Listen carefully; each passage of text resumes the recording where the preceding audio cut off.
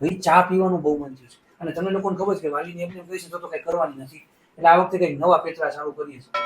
મોડું થઈ ગયું છે એટલે કદાચ તો ચા નહીં પીવડાવે પણ જો સક્સેસ થાવ તો આદુ મસાલા વાળી ઉકાળેલી ચા મળશે કેમ કરું આવો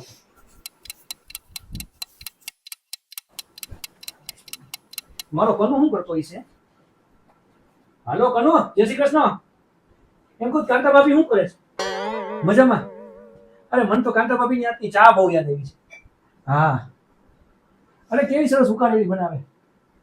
આદુ ને મસાલો બધી નાખી હોય તું માનીશ ત્યાંથી ચા પીધી ને પછી ક્યાંય મને ચા ભાવતી નથી ખરેખર હા ચા પીએ હું પણ આમ નમાલી ચા હોય પછી આમ અંદર આમ આપણે કાંટો ચડે ને એવી ચા નથી મળતી ક્યાંય પછી હું અહીંયા બાઈને પી આવી હોટલમાં જઈને હું તો નાના કાંતા ભાભીને કહેજો હું ચા પીવા પાછો આવી કાલે